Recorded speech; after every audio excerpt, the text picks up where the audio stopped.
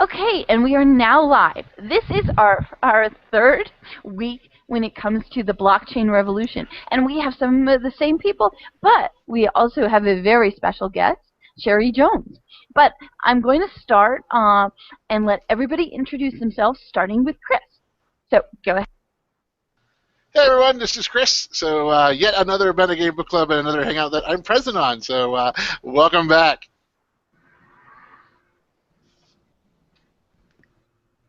Okay, Doug. Hi everyone, Doug Levin. Happy to be back with everyone. Back, that is, I hope, after last week's marathon hangout. So I promise I will be talking much less this week than last week. Okay, and we have Tanya from Florida. Hi, Tanya Martin from Florida, and I'm glad to be back here. Looking forward to the conversation. Okay, so our next person, she wasn't here with us last week, but she will be here with us future weeks. We have Sherry Jones. Trish. Who has to unmute her mic. Oh, I guess I go first. Yes. Sorry, I'm looking at it the way it looks to me. Hi, I'm Sherry Jones. I teach philosophy, game design, and psychology, so it's a weird combination. But I've been studying blockchain intently, so I'm happy to be a discussant today. And our next person is Trish. Hi, I'm Trish from North Carolina. Glad to be back this week and learn some more about this new stuff. So you're saying that we're doing like emerging tech or maybe cutting edge? Yeah, and still can't quite get a complete grip on it now that I know that it takes many bits to make a coin. Mm-hmm. So. And no, that's okay. Here's the deal. You know you're cutting edge when you bleed. Okay. Yeah. So. So. We're going to go ahead and get started. So we're doing this. We started on the 1st. We're going to be doing it till the 30th. We're in week 3. Now, these first 3 weeks are really the introduction portion of it. And then we're going to stop for the ISTE conference. And then we'll be back. And we're doing this through the Metagame Book Club. And the Metagame Book Club is a collaboration between these two entities. ISTE Games and Service Network, and also Inevitable Instructors. So you have a bunch of game-playing educators looking at this and saying, what's the tricks, and what are the cheats when it comes to this? So expect us to ask those questions. If you haven't already, go ahead and join our Google Plus community, post an intro, tell us why your curiosity is piqued in something like this. I mean, blockchain is not coming up at every conversation you're having at your school right now. It will be, maybe. Okay, so take a look at our introduction page if you haven't gone there before. And like I said, our format, we're doing the weeks 1 through 3, and then in July we switch over, and in July we're really going to be talking about how does this relate to education. So we have a Flickr site. So if you are taking screenshots, or if you are maybe like Doug making videos of the Bitcoin miners, we'd love to have those pictures or those videos. It's just fun. And then, so everyone can feel that they're being professionally developed. We have aligned this with the ISTE Administrator Standards. So it does fit digital age learning culture, excellence in professional practice.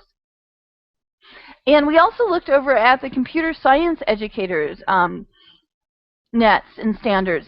And this demonstrates an understanding of the role of computer science plays and its impact on the world.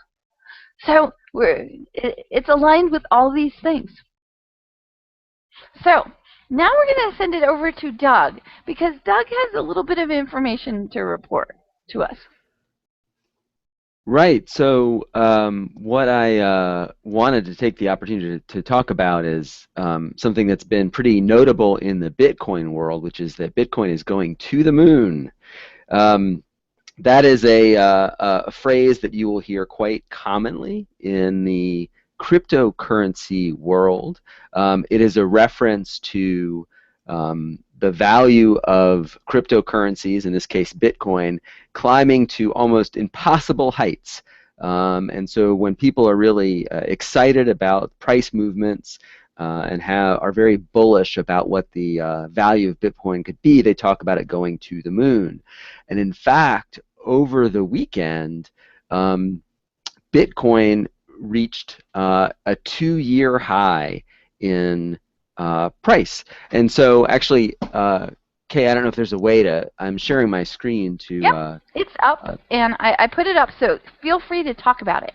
Great. So this is the price of Bitcoin. This is the recent history, and so actually let me go back here. So this is the 2-year, there we go, redrawing itself, 2-year history of the price of a Bitcoin.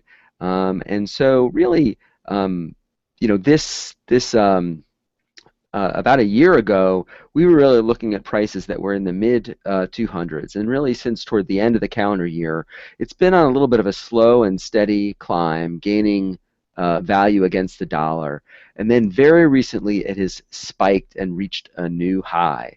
And so it's just a very interesting phenomena. It's historic in the history of Bitcoin. It is not actually an all-time high. There was a bubble that was in 2014, early 2014, where Bitcoin was worth over $1,000 per Bitcoin, and that was really the height of a speculative market. There was a couple of things that happened that caused it to crash, and what you're seeing then is the sort of the price leveling out and now spiking again. So what's interesting, I just want to say a few things about why people think that the price is going up right now. And there are factors that are external to Bitcoin that have got people interested in sheltering or hedging money in Bitcoin. And then there are things that are happening internal to Bitcoin that may also be affecting the price. So external to Bitcoin, I think I mentioned in last week's Hangout that there's been some economic troubles in China and concerns about the value, ongoing value of that currency. And so there is a belief, number one, that Chinese buyers are hedging some of their money in Bitcoin, and that is driving up the price.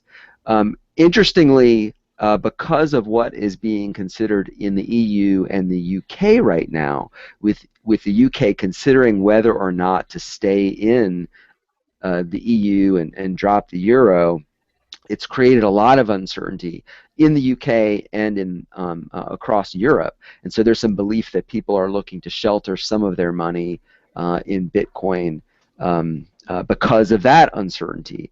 And then I think, as we sort of talked about last week as well, just all of the trends that we've been seeing, more interest, price going up, more connections to the fiat economy, to the regular economy. So people have more trust in it. So I think some of this is organic, and some of this also has been, this is exacerbated because of the relatively low volumes of Bitcoin that are in existence compared to other fiat currencies. So it doesn't necessarily take a lot of people to be concerned about economics in the UK or in China to move the price of Bitcoin as it would another currency or commodity. The other thing that's really interesting going on that's internal to Bitcoin is something that people are calling the halving, that is in cutting in half. And so we talked about Bitcoin being a controlled money supply, and that Bitcoin is introduced systematically into the Bitcoin ecosystem, new Bitcoin.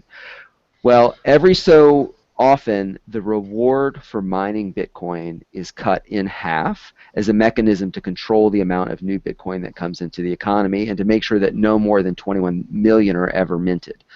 Well, we are coming up probably within a month on a halving of new Bitcoin that will be generated by miners. This means that, and we talked about this a little bit last week, that miners will get fewer rewards. And so what some people suspect may be going on is that people are driving up the price because there will be Bitcoin circulation will not be growing as fast as it has been in the past. because you may get less people willing to do it as the incentives drop. That's right. That's right. So, it's very interesting. It's a little bit of anybody's guess. The markets are very decentralized. There's a lot of peer-to-peer trading that doesn't even show up on the markets, and so all of this is speculation. But these are speculations by people who are longtime observers and of Bitcoin. But anyway, it's pretty remarkable to see this. Virtual currency, real virtual currency, reacting to events in the real world in pretty dramatic ways.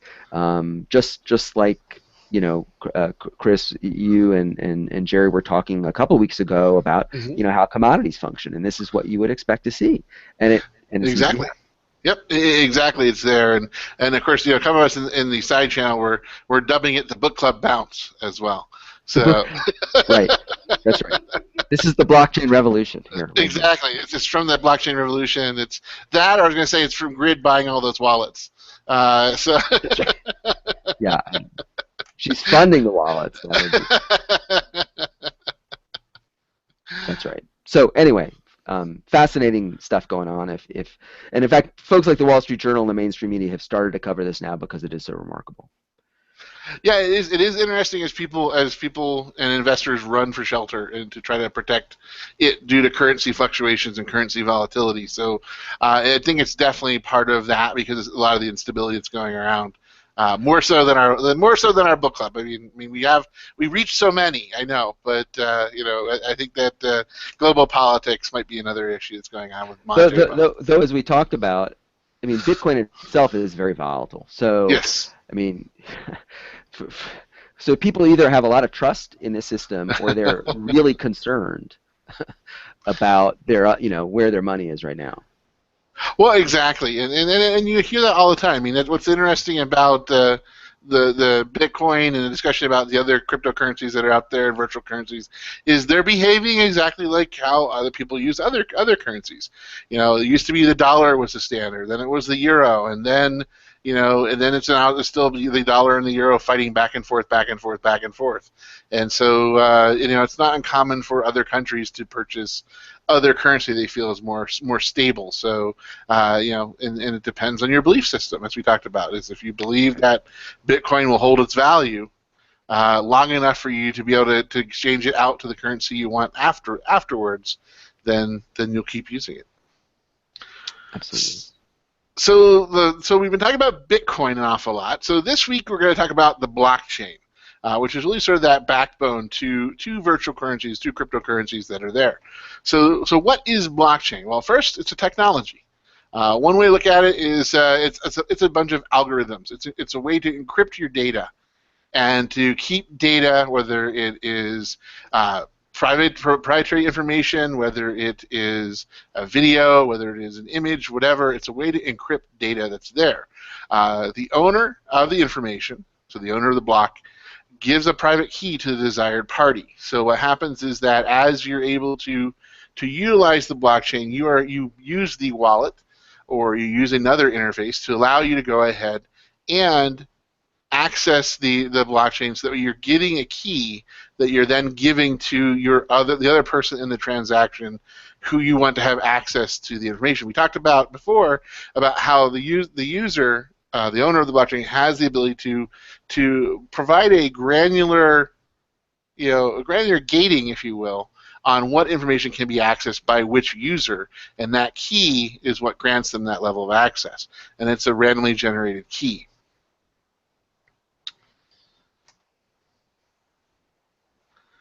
So another way to look at blockchain is to think about it, because I teach accounting, so therefore I'm going to exercise my freedom to make everything about accounting. So another way to look at a block is it's a ledger. So if you guys remember back to your mandatory accounting class that a lot of people had, especially if you're a business major, is you might remember something called the ledger, where basically you had to do T accounts, you had to enter journal entries, you had to keep track of every little bit of activity or transaction that goes on in a business, and you had to keep it in a book. And so basically what it is that you take all that activity and think of it as putting in a block. So each block is a ledger of sort. It is gathering. It has that information inside it. It's a transaction of what's going on with the block, who's interacted with that block, whether it's a Bitcoin, whether the stuff inside the blockchain is a Bitcoin, a unit of value, or it's just simply a piece of information. The blockchain will keep track of who has access to that. So how does it all work? Well, first of all, you have an incentivized distribution computing load. So Doug talked about this a little bit earlier about how the halving has happened. So it actually kind of even sounds like a financing, because if you've ever taken a commodities class, you learn about triple witching hour, where different contracts come due, and everyone gets freaked out because prices get really weird. So there's different things that are going on in blockchain that really sort of help it be very robust from a security standpoint. And part of it is this piece. So it's incentivized, it's distributed, and so what you're doing is you're pushing that out onto many other people to do the type of computing necessary to get this stuff off the ground and make it work. So what do we mean by distributed?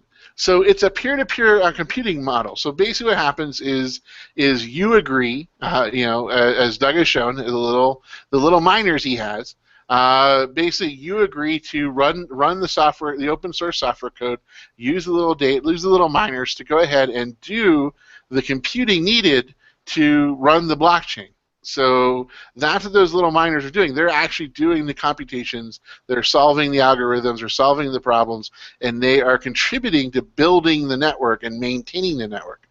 Another way to think about this is it's a database. On each one of those miners has a database, and it's updated about every 10 minutes. So like Sherry has a comment. I thought you would explain it, Chris. I was merely mentioning that I've been following what's happening at Singularity U because they're very interested. And naturally, Ray Kurzweil, who basically is a founder of Singularity U and also as the CTO of Google, has been pushing blockchain very hard at Google. And one of the things he's been saying at Singularity U is that when you have a technology that's originally analog-based, which means that it has a physical, tangible shape to it, it's actually easier to transfer that analog technology into a digital version. So he believed that the adaptation of blockchain would be much quicker and much faster than we realize, because some of the graduates and professors in Singularity U has been suggesting that blockchain will technically replace the entire internet. So that's the comment I was trying to make, because it's a confirmation system, and basically it's just a giant database using the protocol to run it. Well, exactly.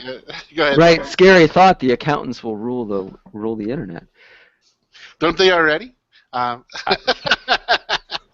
don't know. Maybe that'll be better. It might be more balanced. So, and that's the thing that you're seeing is that, and that's really sort of what you see in this piece is the nice thing about blockchain and why it's usable is, number one, it's open source, so basically anybody can run it. So it's easily distributed to anyone with a computer and an internet connection that's fast enough can get involved in doing the computing piece. Now there is a bit of a play, an altruism play here. The idea is that there'll be enough people who are willing to give their time, their computing power, to donate their computer power, and maybe they'll make back the energy cost for doing it. But there's this altruism play that people will see this as a good thing, and so you'll be willing to dedicate a portion of your computing resources to run this. And I just wanted to bring this up, and I've been in my spare time reading this report from the UK government that on the possibility of distributed ledgers. And Chris, I just put it up there in case in case at any point you want to bring it into the conversation. But I think they call it a distributed ledger taxonomy, but it tries to show, you know, what happens when only one person has a copy of a ledger. What happens when a group has it? What if there is a group and there's validation, and then also consensus. Mm-hmm. Well, exactly, and actually, we'll get to that in a slide or two. But yes, definitely, that's one of the things that you're seeing here is that with the blockchain, every little block you create is duplicated. It's distributed across all the different miners out there. So everyone has a set of the same data, and so what happens is that 10-minute. When I say it's updated every 10 minutes, that means what's happening is everybody is getting updated, and everyone's comparing what they have, and you're going to be able to find any errors are overwritten. Any corruption in the data chain is overwritten by a consensus vote, and this is all happening in microseconds because it's all running in your computer, and there is not an necessary outside controller that is dictating what is truth. They're basically going it by group consensus. So in the Bitcoin world, this is known as and I think also in the computer science world, this is known as the Byzantine generals problem. Mm-hmm. It was framed that way as sort of a thought experiment on how you would keep a distributed network of computers sort of in sync. And so it's pretty ingenious way to solve that problem, and in and of itself, it's being able to keep basically a scalable, really large distributed network in sync like that is really a pretty nifty feat in and of itself. Oh, definitely. It's also, kind of like how Wikipedia works, where basically the idea is with enough eyeballs, all errors are shallow.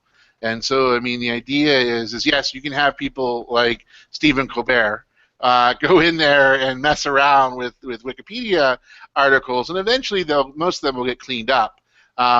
Because people will go back in, they'll do a correction, or the person who posts it won't necessarily be a high trust individual, because in other words, they haven't used Wikipedia long enough to establish a trust or credibility with Wikipedia. So we go back to incentivized and being incentivized. So why do we do this? We talked about before. This is altruistic. Yay! Let's go do this for the benefit of humankind. Well, that doesn't only go so far. And so what happens is they said, okay. Well, what we'll do in the case of Bitcoin is if you help us do this math, if you help us do this computing, we'll let you get coins. You will be the ones who find the new coins. And so what happens is you go ahead and you're giving them money. You're going ahead and incentivizing them. But as Doug mentioned, now that's being cut in half.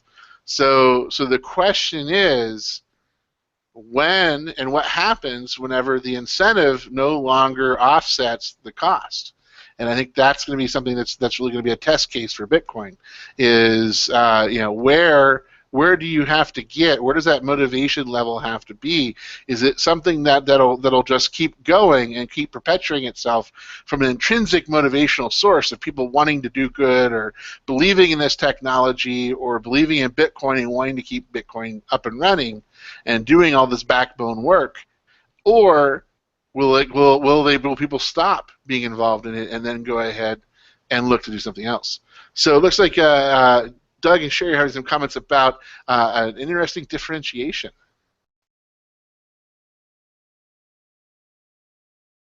My turn? Oh, I don't know.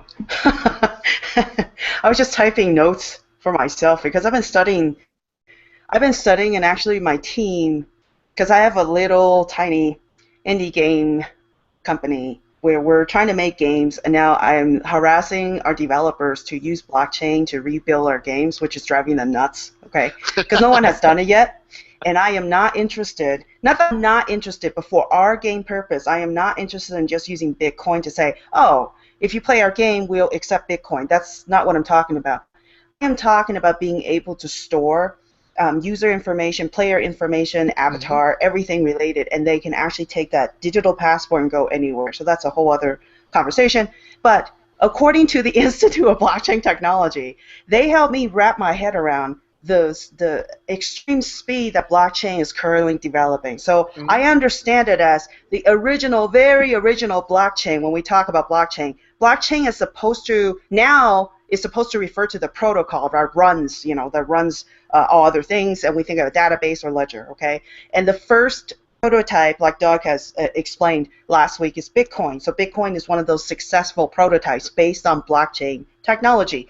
But now we're actually in the moment right now, blockchain 2.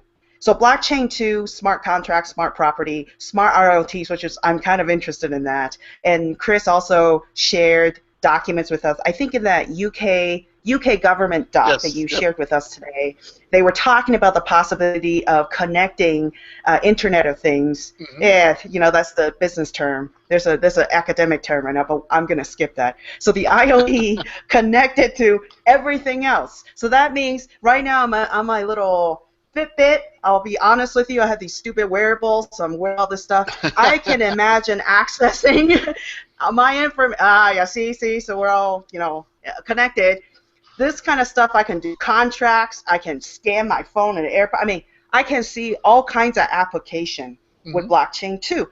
And Ethereum originally was only offered Bitcoin. So at the very original thing, I remember they had Silicon Valley meetings. I have friends at Silicon Valley said, what the heck is Ethereum? They go, some kind of Bitcoin thing. I remember 2 years ago they were talking about that. And now if you go to Ethereum, now they go, we're smart contract people. And just imagine what you can do with our program. So they don't know yet, but they sell themselves as a smart contract offerer. Mhm. So the next thing, which I'm excited about as an educator, is that blockchain 3, which no one has quite implemented, but it's all in the ether. That's why Jay McGonigal was talking about, how it would affect academia. But I can also see the scary part, maybe, that governance might be run on blockchain. Health, all kinds of areas. So I'm not limiting my thinking on finances, and you guys, you're experts on the finance. Mhm. I'm not thinking about that particularly. I'm thinking about the fact that if you can store information and collect it and always be able to trace back to the source and have triple, quadruple, however, thousands of confirmation of that information, if that's the fundamental thing about blockchain, it could apply to everything. It literally can apply to everything. But the other third conversation that might be tangential, but I'm waiting to hear more news on what's going to happen. The third competitor right now that I see against Google and Apple, so you guys can quote me because it's all over the news right now. There's another platform called Vive. Vive promises itself that it will reinvent the internet. It will make databases much easier to search. So if I search something on Google, I might not get that information back. I mean, certain things I search I can't find on Google. Vive promises that it will be able to be much more expedient, and also it's going to be the Siri of the internet. So it will replace this whole type and then retrieval. It's going to be an artificial intelligence combined database retrieval, and it promises itself, it sure sounds like blockchain, but it has its own technology. So now I'm waiting to see the competition. So Vive against blockchain. This is what I'm waiting to hear. So I'm sorry, going back to No, Chris. I think that's fine. I mean, the other thing to think about, another way to think about blockchain is think about it like a PDF. I mean, blockchain. The promise of blockchain is it gives individuals a singular protocol to go ahead and collect and gather and distribute information. And so a lot of the blockchain is a lot like a PDF. The idea is you can put images, you can put a wide variety of content inside a PDF. It's not, the PDF is just the wrapper in which all the data is incorporated in.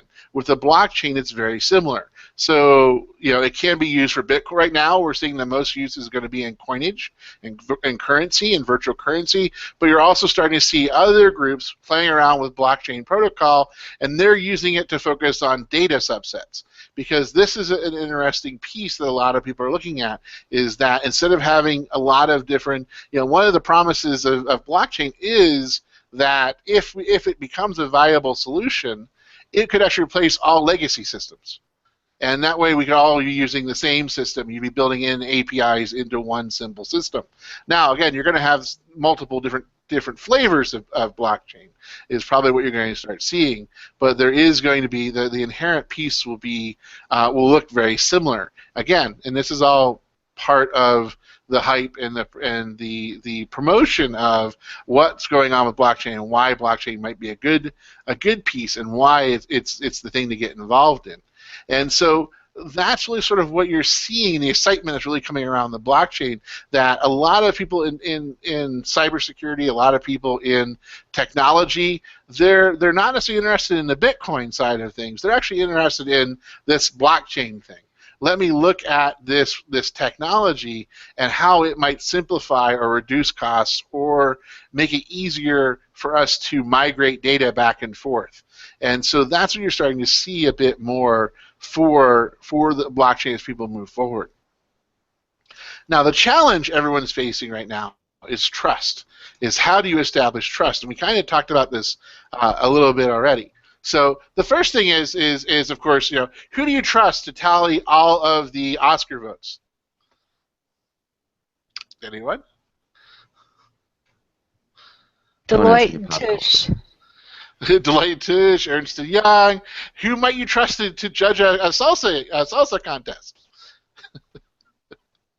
In my school, it was my accounting students. So the thing about it is that really what's interesting in business is there's an established trust inherent in the profession of accounting. The idea behind accounting is you're going to hold things into an account ethically. You're going to say, we have a good reliability, that you're going to trust that the information we're talking to you about when it comes to someone who has a CPA certificate or someone who comes in, that there's this trust in the process. And that's really sort of where we're sort of at with blockchain, is now people are starting to evaluate the process. They're like, is this a trusted protocol? How is trust created, and why should we trust it?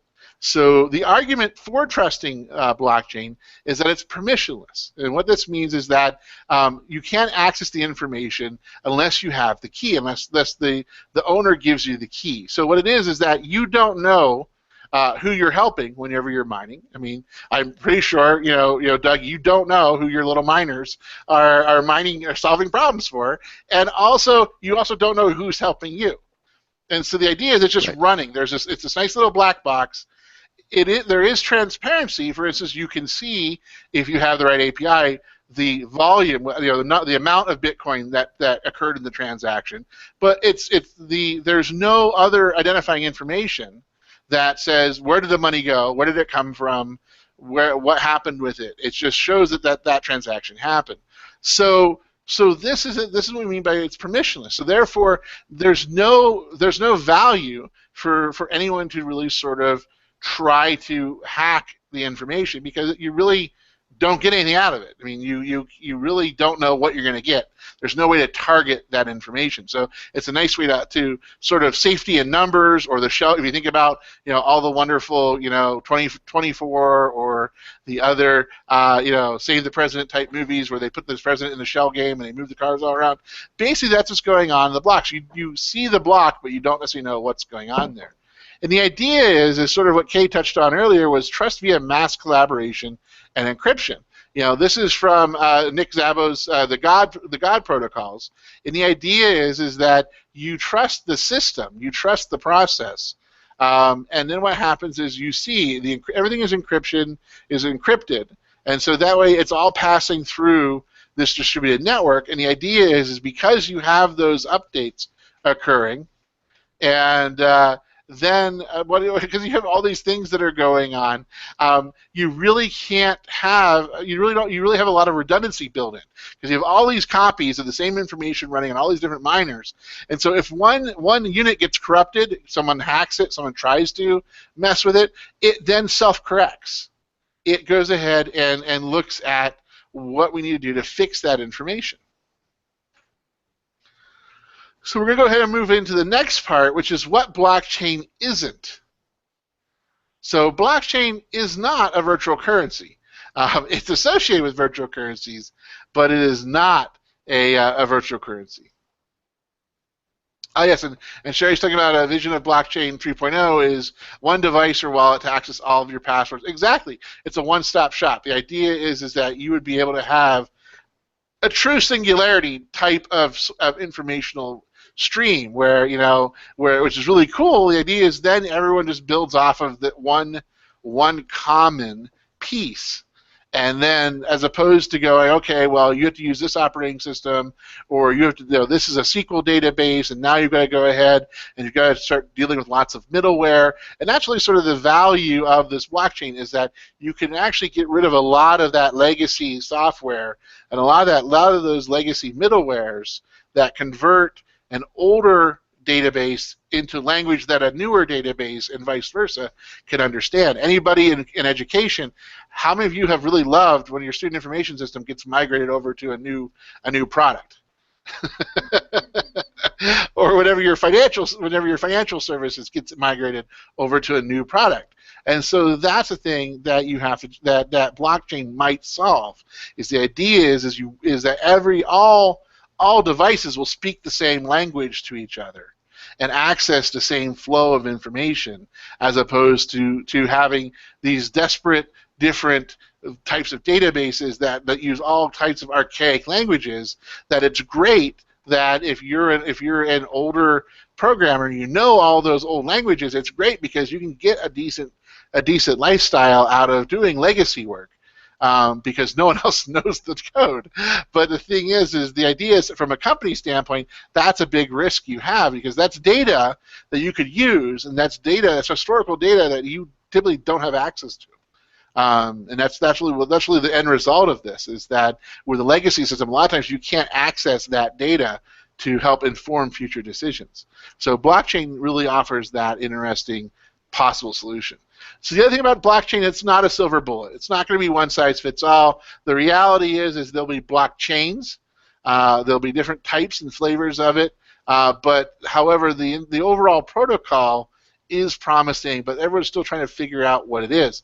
I mean, that's why you have a book called The Blockchain Revolution. It's because there's a promise that it could be something that helps us. But most likely it's going to end up not being that silver bullet that some want it to be.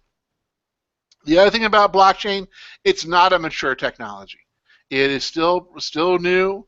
It is still something that they are testing to see. Right now they feel it's unhackable, but they're still trying to figure out, is it truly safe to use? So they're still playing around with it. And the other thing about it not being a mature technology, it just hasn't been adopted by the right people yet. Because most corporations or schools, they wait until their peers adopt the technology. And once their peers adopt technology, then it's safe for them to dip their toes in the water. They don't want to be, a lot of your larger companies, which would offer the biggest support for blockchain, they're going to wait, and they're going to be late adopters, or they're going to be late majority, early majority. That's sort of where you get the majority of your clients when you're a technology company, is in that late or early majority cycle. The challenge here is it's not even there yet. Right now it's still very much early adopter. The other thing about blockchain, it's not a proven IT solution. Like I said before, it's new. It's something that's new. It's something that's experimental. It's something that we're playing around with. I see some comments about Cortana and Windows 10. Yes, that is something that's also experimental. Actually it's Windows 9, but Microsoft decided to, let's make it Windows 10, because we found out our customers like round numbers. Yes, Grid brings up George Orwell. So Grid, you want to talk a little bit more? Trish, I should say Tanya, you want to talk a little bit more about that? Well, I mean, it's just we're having this side conversation about the 3.0, which of course, there's a lot of good things, but then there's some apprehensions, and the idea that all of this is someplace, and how secure is it, because it knows all, sees all, keeps all. It's a little Orwellian. On the other hand, it is. But on the other hand, we've all been watching the news lately, and the idea of agencies, our government agencies, not talking to each other, and how things slip through the cracks, and the dots aren't connected, and these are phrases that we hear on the news all the time when horrible things happen because we could have prevented it. And my thinking is possibly this technology could help us to prevent some of the bad things that are happening, because you know, and you know, yeah, good people might not have such privacy, but in order to protect us, maybe we're going to have to give some of that up. And with this technology, they'll be able to track all these things and perhaps prevent the tragedy that happened last week. Just a thought. And I'm saying counterpoint. Counterpoint, and it's okay, Tanya. You can say that you can still stay on, but counterpoint. I think I am gonna have to say that I'm wondering about it allowing for second chances. I mean, and because I'm from a community college, I really look at my students having the second or third chance, you know, that they didn't go straight to that wonderful university and they didn't figure it out, and in 4 years they were out and they got the great job and their life was beautiful. Yeah, go ahead. Well, it's funny that you say that, because I frequently say to friends of mine, I am so fortunate there was no internet in the 1980s or the late 1970s, because today, just with social media being the way it is, kids put so much of their lives on the internet, and so much of everything they do is on the internet, not necessarily in a blockchain, but it's on the internet. Colleges can look at their social profiles. Future employers can look at their social profiles. It's becoming more of not having a second chance, because it's not something that you can kind of go, okay, those years were not my best, so we're just not going to talk about them and leave them in the past. Whereas for a lot of the ones coming up now, everything is out there. Now, if we add that layer to it, where you have a accountant, CPA certified block of information that is quote unquote true under that trust protocol, what does that do to people then? I mean, it's like, where, you know, it goes back to where, you know, you hear a lot of the old fogies, which I probably fall in the category of screaming about privacy. I mean, where does your privacy come in all this? How much are we giving away in order to have convenience? Well, exactly, and the other piece to it is that, you know, as a user, you know, ideally you would be able to filter what information you want to share. However, the thing about it is that you're going to have people mess up, just like people mess up every day with Facebook, with LinkedIn, with other materials where they mix their private life with their professional life. Online, you're still going to have those issues, but you're absolutely right. Is that is a consequence? And some of us were having a side discussion about, well, we're just talking about the technology behind blockchain. What happens whenever someone decides, hey, you know what? Why don't we try to go ahead and put some, you know, analytics software, predictive analytics software, or let's go ahead and create an AI, an artificial intelligence, and let's let blockchain think for itself. Now, then you have a lot of Orwellian concerns in that type of model, where you go, well, whose AI is it? Who trained the AI? Is it, you know, what biases might you put into an AI? I mean, there's a lot of different things you can think about. That, you know, there's definitely lots of pros and cons to it. Convenience, yes. But exactly, dueling AIs, and anybody who's watched Person of Interest knows what happens when you have two AIs going against each other.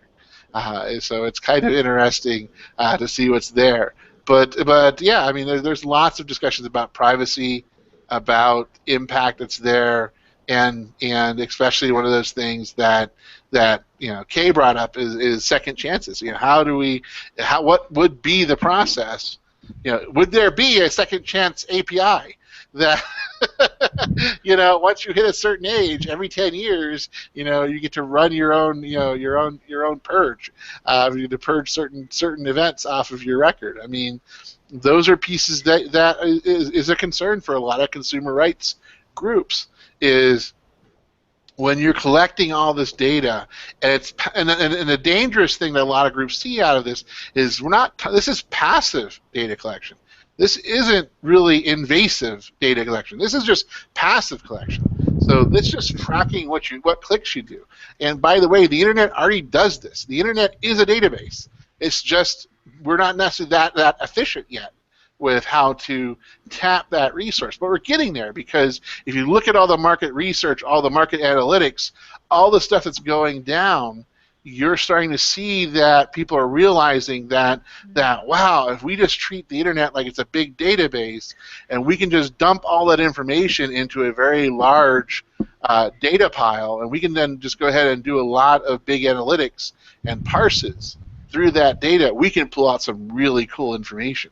And right now, everyone's just in the biggest challenge right now, the biggest race right now, is how do you monetize the billions of of gigabytes of data, the trillions of terabytes of data that are out there on what people are using. And the biggest problem most people are finding out is that we just don't have storage big enough to allow us to create a data set that we can run on our current processors.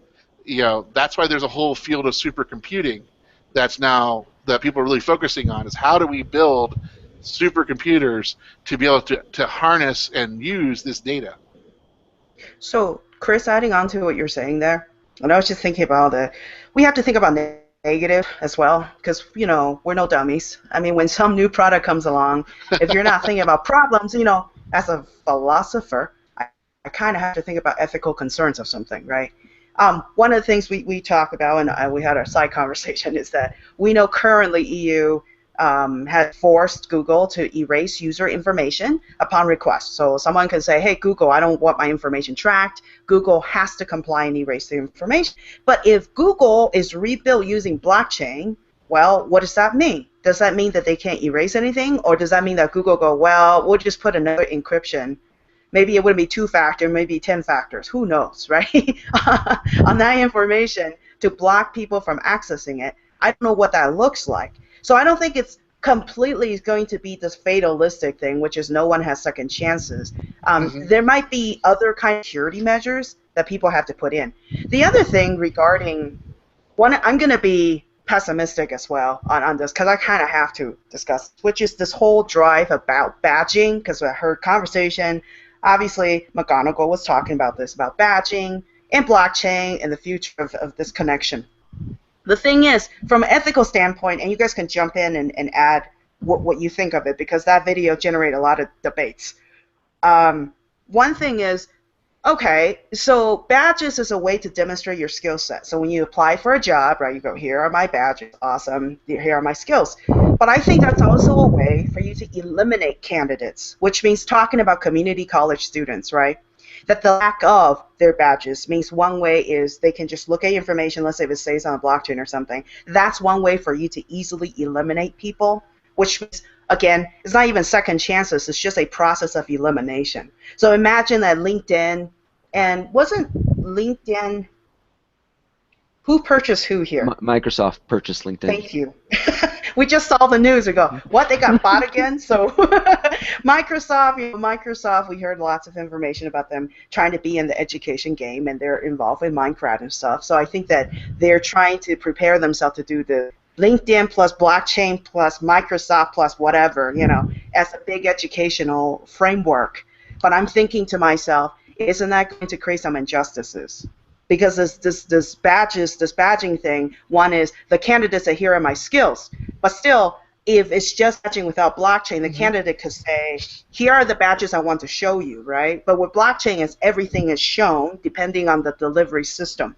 So I can see some problem with some injustices coming to the fore. Yeah, go ahead, please. So one of the things that I think is interesting here is if you look at Bitcoin, this was done outside of institutions on purpose because of concerns that people had about institutions doing the right thing.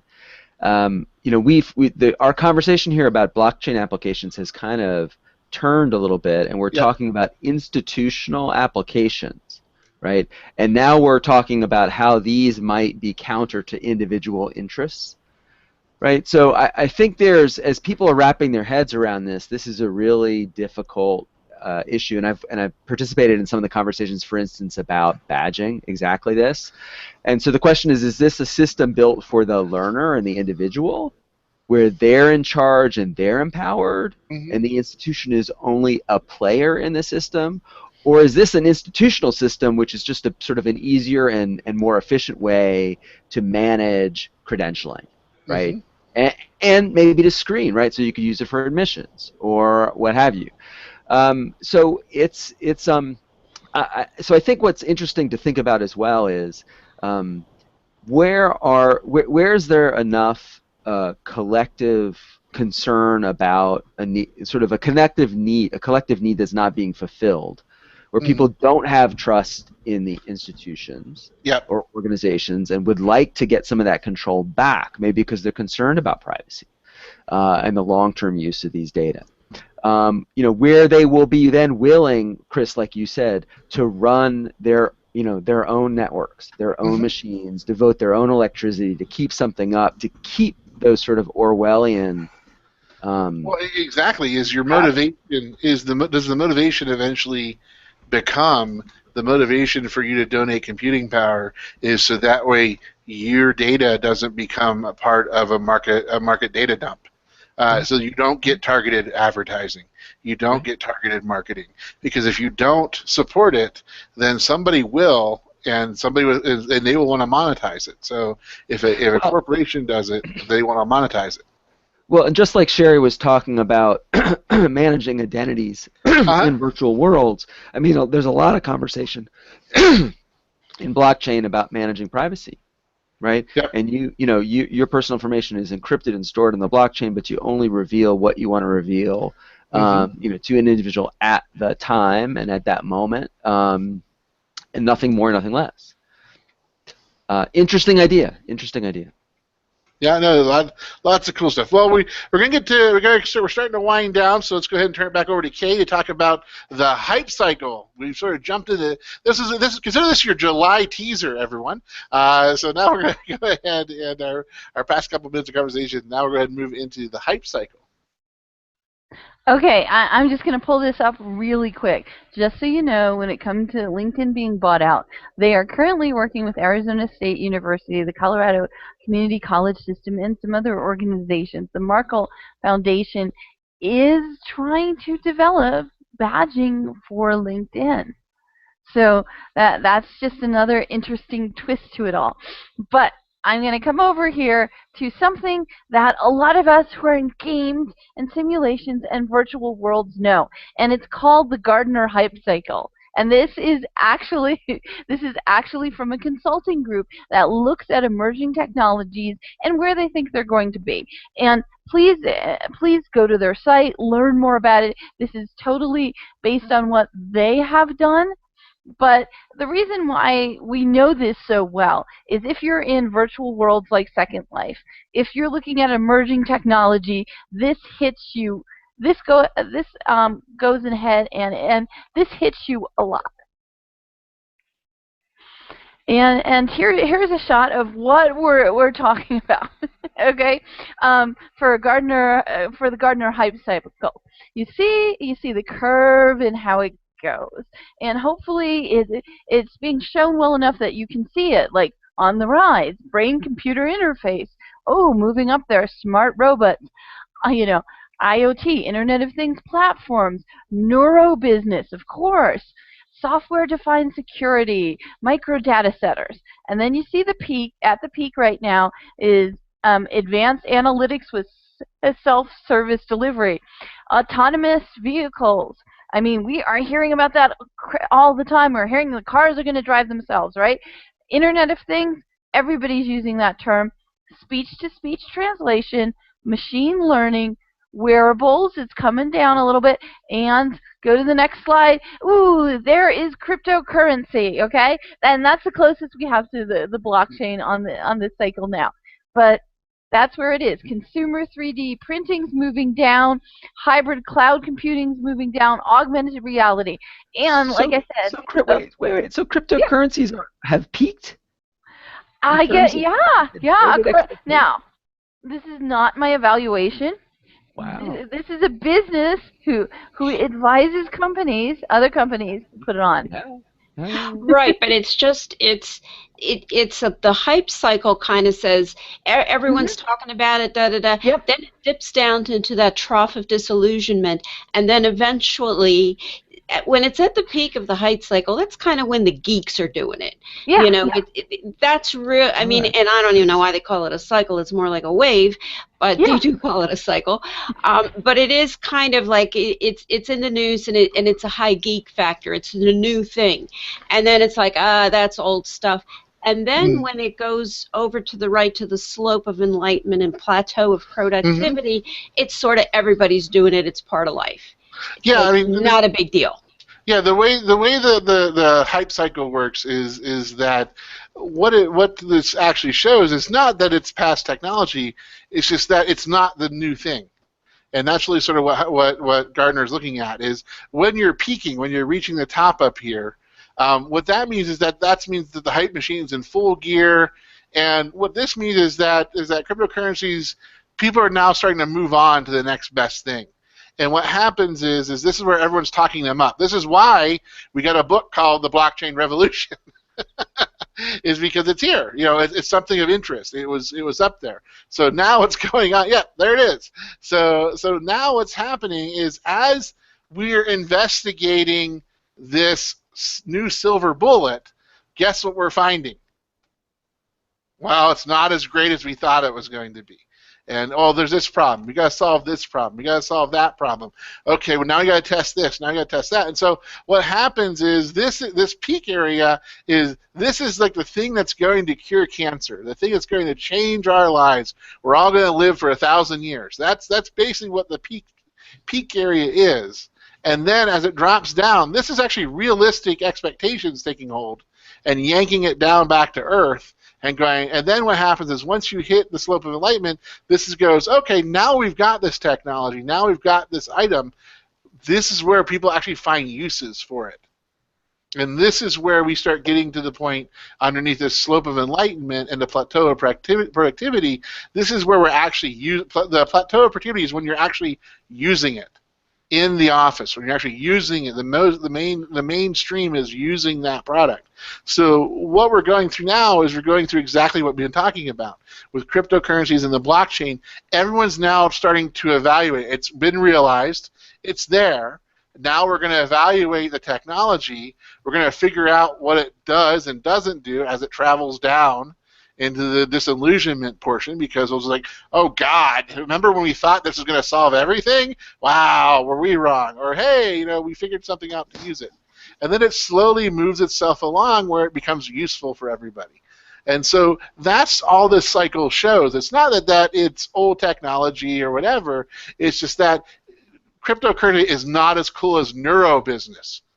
I mean, come on. I mean, what's going to be more cool than neuro business? Well, Internet of Things platform would be more cool. Smart robots, 3D bioprinting system for organ transplants, brain-computer interface pieces, quantum computing, bioacoustic sensing, digital security. Ooh, look, guys, smart dust. It's dust that knows how to avoid your Swifter. Okay. I noticed that the cryptocurrency exchange is currently in the trough of disillusionment. Yeah. And it's 2 to 5 years till the plateau of productivity. Why is there such a discrepancy between cryptocurrencies on their own and cryptocurrency exchange? Oh, because exchanging currencies is not a new technology. We already know how to exchange currencies. They do it every day. So 2 to 5 years, that's the way it's going to be. But then the cryptocurrencies themselves, it's going to be 5 to 10 years before it becomes. Yeah, exactly, because this is sort of when. So basically, what this is did we figure out how to go ahead and exchange a cryptocurrency for cash? And I would say that there were some pretty spectacular failures along the way, right? Exactly. That's has sort of drove us back down to earth into the trough. But the cryptocurrencies themselves, they hold a lot of they still have a big hype cycle because Well, it's like what we talked about during Bitcoin, that this is something that no government controls this currency. There's no ability to fiddle with the value per se. You can't manipulate this currency like you can with fiat currency. A government can print more money. That's why you get inflation. You can do a lot of things. So basically, the idea is that you go ahead and you just have to see what this is. So this doesn't say it's falling out of style. It's just that this is what happens whenever it gets hyped up. People start trying to adopt it, trying to make money off of it, trying to figure out how it works and how to use it. And then what happens? You start realizing what it can't do. And then once we get down here to the trough of disillusionment, this is where we sort of start going, okay, we now know we've established what it can't do. Then you go, okay, now what can it do? And then as you work your way up the second bump, then that's whenever you're starting to get better and better at using it. So that's the way to go ahead and interpret the hype cycle that's here. And we really wanted to introduce it because blockchain, it's in the hype cycle right now. Come on, we just got this book out. You know, it will be probably a couple years before your administrators hear about it. I think at conferences like the conference, Chris, you were at, you said out of all the sessions, someone said that word once. Well, I'd say expect to hear it a lot more. Expect people not to understand it. Expect to hear bad explanations of it. And that's really why we wanted to bring it in. Look, it's not going to solve world peace. It's not going to cure cancer. And it's not going to feed the world, okay? But... wait. God. I've been reading this. What? I've been reading this. Yeah. And that's the point that we want to make. For this book club, it's also how to look at emerging technologies and how to deal with them too, and what is the hype that goes with this, because you know you might love this, but at some point it might go into the trough of disillusionment. And like I said before, those of us in games and simulations, we've been there before. When it comes to game-based learning, while not on this cycle, we've seen it like with the New Media Consortium Horizon report. Games are going to solve everything. Yay, games. Okay, and now we're going down further. I mean, I would say with game-based learning, we are not in the slope of enlightenment yet. We still have part of that hype cycle going on, but I mean, those of us, especially in games and simulation, are really looking to get meaningful games brought in, rather than, you know, a version of tic-tac-toe or PowerPoint Jeopardy. And so we'll just talk about this for a little bit more. And did anyone else have any more comment before we closed on the hype cycle?